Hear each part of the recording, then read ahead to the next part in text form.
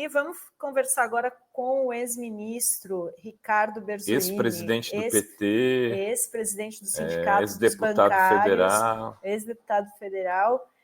Bem-vindo, Ricardo, tudo bem? Só não é Expedito Soares.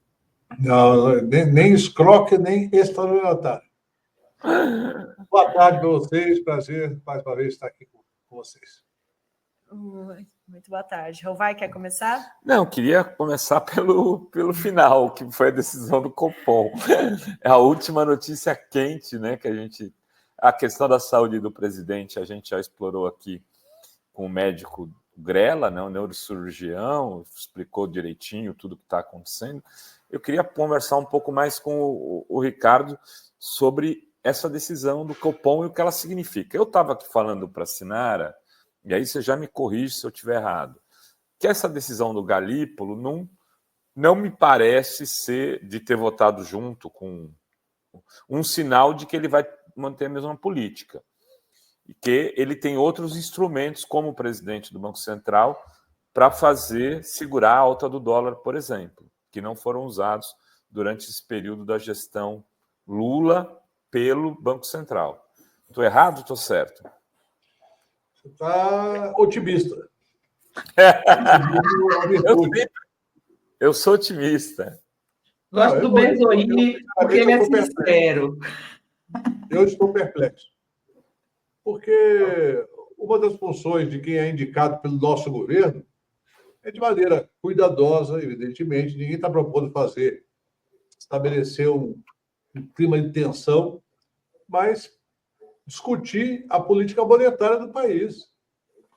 Olha, eu fico chocado. O país está com inflação que talvez, dependendo de dezembro, pode chegar a 5%. Nós temos uma taxa Selic de 12,25%. É chocante. Para tudo que nós discutimos, inclusive levando em conta que o presidente Lula passou 3 semanas debatendo esse tema. E depois, por alguma razão, deixou de tocar no assunto. Eu queria... Opa, travou? Eu acho que ele travou. Eu acho que ele travou. Ricardo travou. Enquanto o Ricardo volta... o peso do BC. Enquanto o Ricardo já volta, a Denise diz: concordo com a Sinara, Brasil não merece Lula. Esses comunas de sofá tratam ele como lixo. Merecem aquela porcaria que a Michelle tem em casa.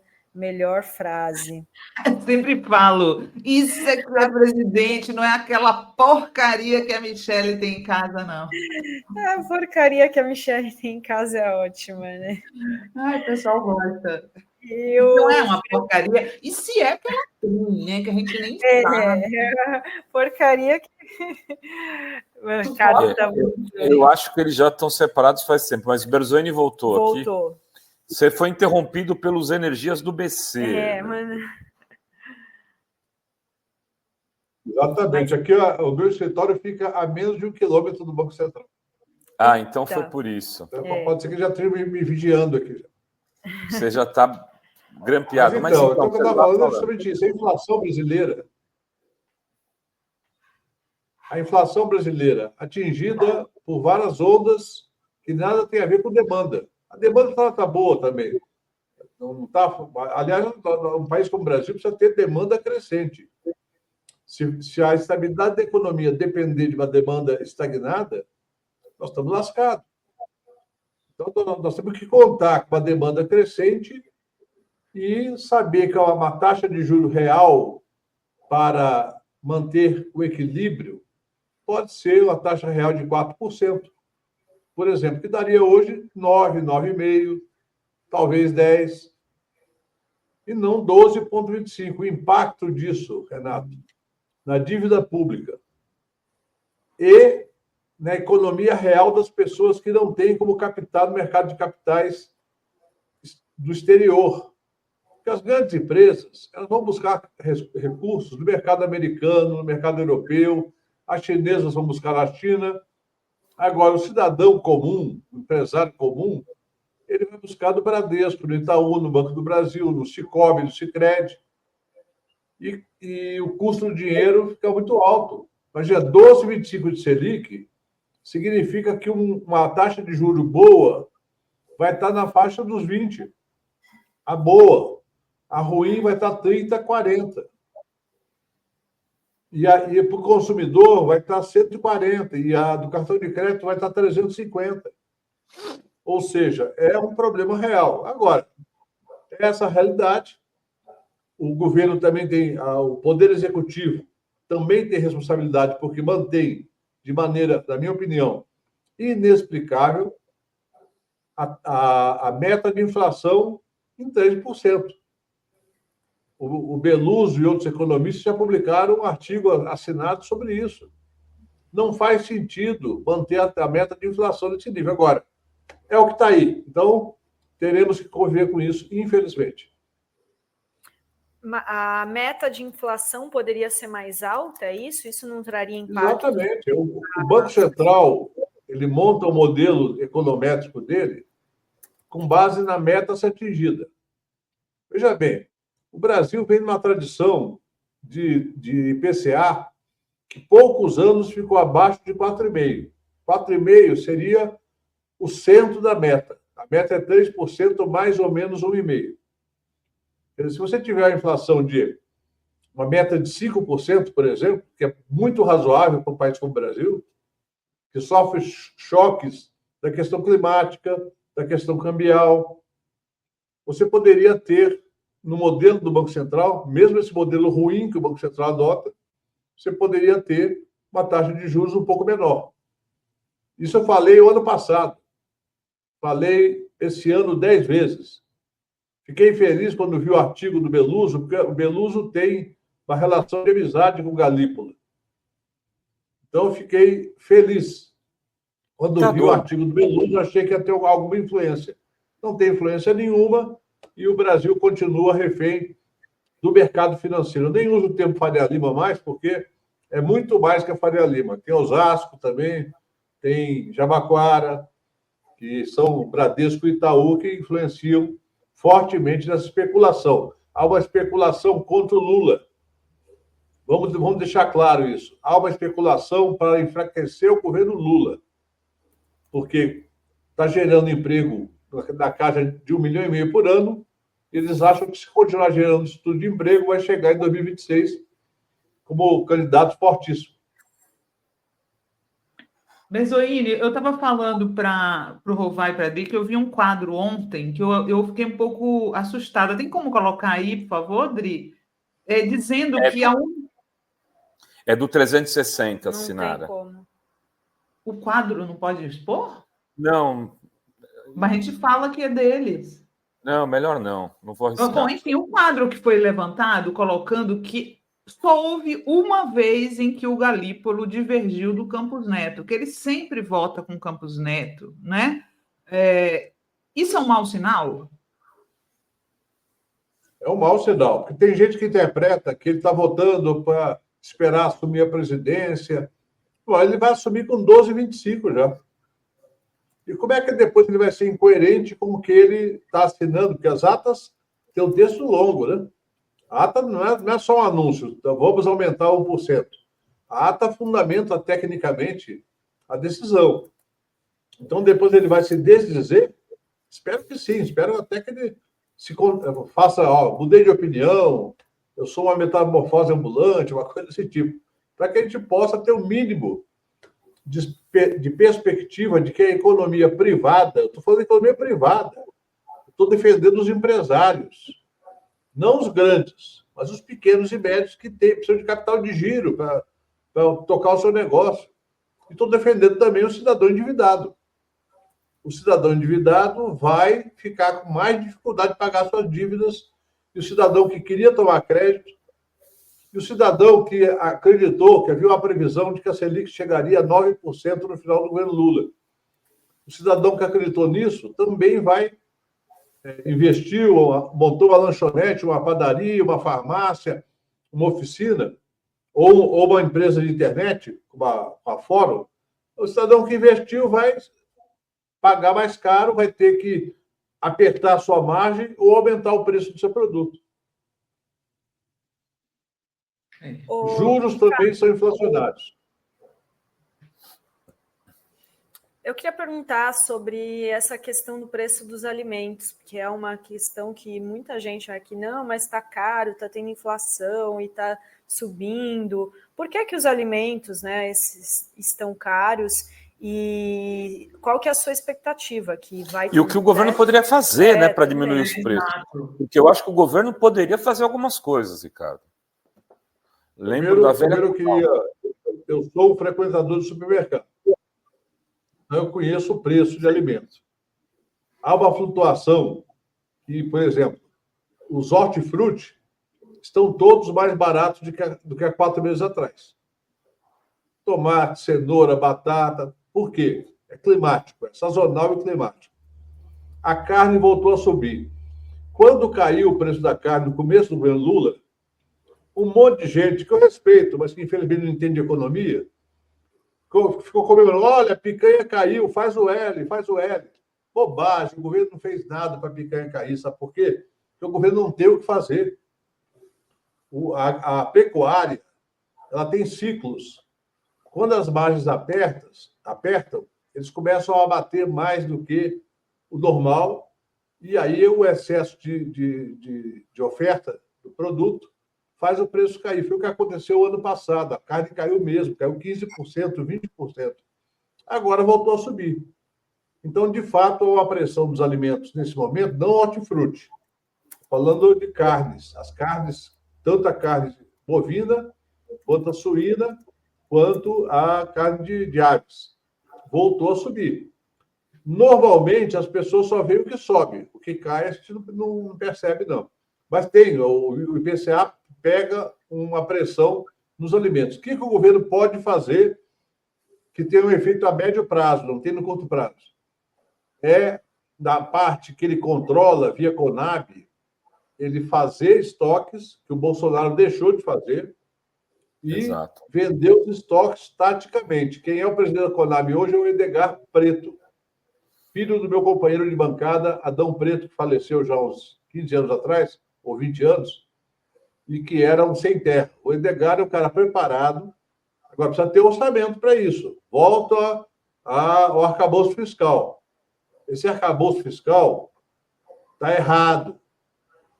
Não o desenho dele, mas as metas dele. E aí a mídia toda fica tratando como se houvesse uma crise fiscal no país que não há. O que essa é uma meta errada. Se você se propuser a emagrecer 30 quilos e emagrecer só 20, você pode interpretar como fracasso. Se você se propuser a poupar 100 mil reais e só conseguir poupar 70 mil, você pode interpretar como fracasso, mas não é um fracasso. O Brasil não tem uma crise fiscal. Nós temos uma meta fiscal errada. Como a meta de inflação está errada, a meta fiscal está errada também. O Berzoini, sobre essa questão do dólar alto, né? Agora ele baixou porque eles estão torcendo pela morte do Lula, né?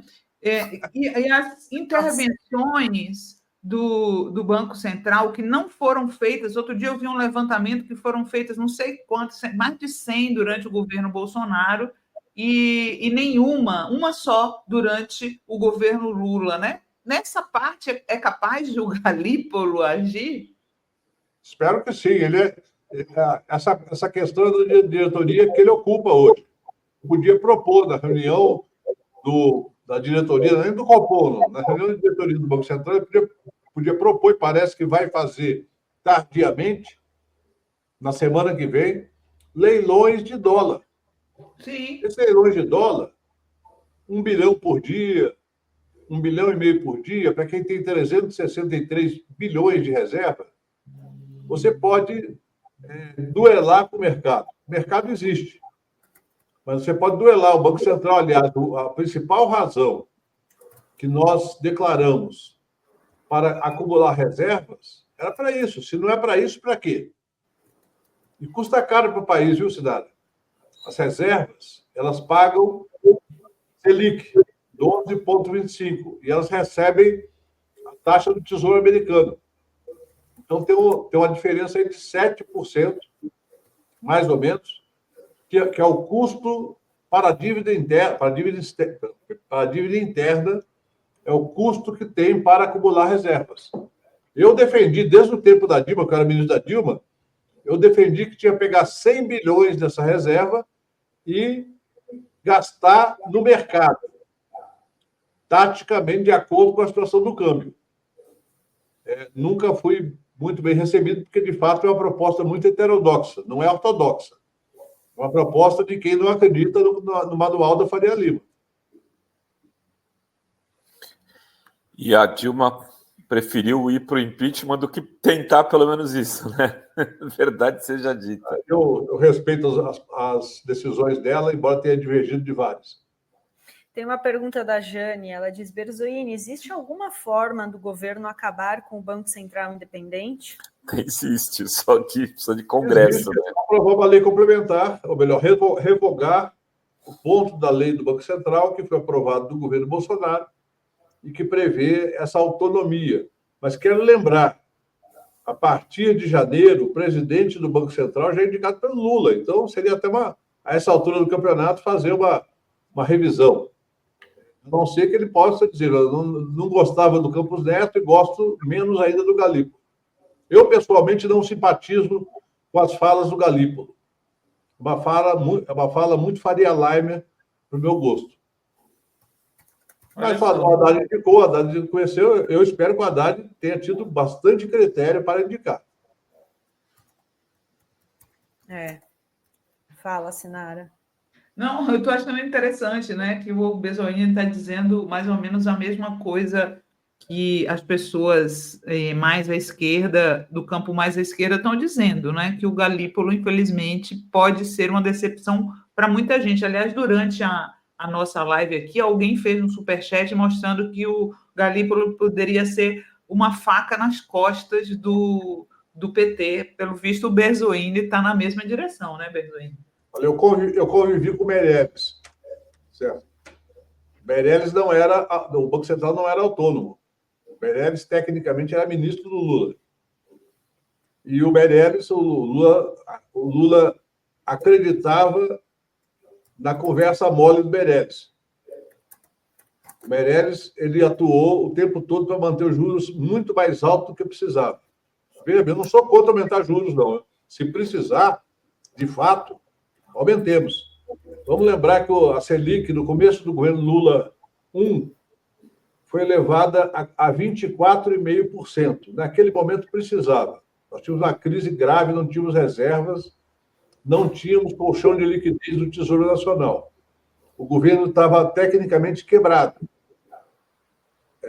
E naquela época, manter o fluxo de dólares para o Brasil, mesmo que dólares sujos, são dólares para especulação de curto prazo, era importante para segurar, para tentar reduzir a cotação do dólar, que era de R$4, quase R$4. O preço do governo Lula estava 3,60 e chegou, no final do governo Lula II, a 1,80.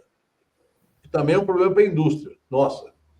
Mas o fato é o seguinte: o Banco Central tem que ter como meta a atividade econômica. E quando ele eleva a Selic para 12,25, ele está jogando contra a atividade econômica.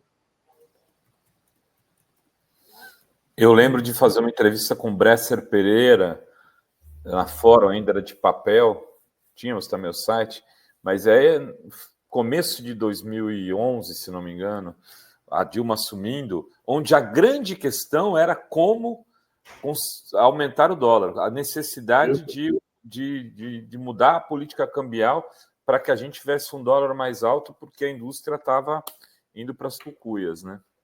Eu me lembro do vice do Lula reclamando do dólar alto. Não, mas não, isso foi dos juros altos. O Zé Alencar... Juros, sim, eu falei dólar, mas são juros. Mas é outra coisa. O dólar caiu.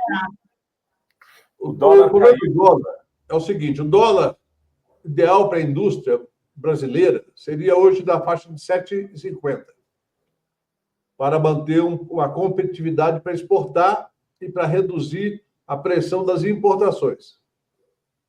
O dólar a 7,50 levaria a inflação provavelmente para 14%, 15% ao ano. o que, obviamente, provocaria ainda mais insatisfação dos consumidores. Então, é uma contradição sempre difícil de administrar, a relação entre a taxa de câmbio e a taxa de juros. Por isso que o Banco Central tem que ter sabedoria e não simplesmente dizer, olha, a inflação está pressionando um pouquinho acima da meta, eu vou dar uma cacetada na economia. Não pode dar. Aliás, é uma boa convidar novamente o Bresser. Eu tenho visto falas dele muito boas, não só sobre o tema da política monetária, mas sobre o tema do papel da moeda na economia moderna. Vamos trazer ele aqui, boa ideia. Eu te convido para você vir junto e ajudar na entrevista. Com prazer. Depois me passa o contato dele, porque eu acho que eu não tenho. Acho que eu tenho o contato do Bresser. Muito bem, Ricardo. Mais alguma pergunta, gente? Eu acho que do chat. Tem o Roberto. O aumento da Selic não inviabiliza o pacote pela mordida maior da dívida? Pois é, essa é uma questão que é óbvio que, do ponto de vista da conta geral, ele praticamente anula.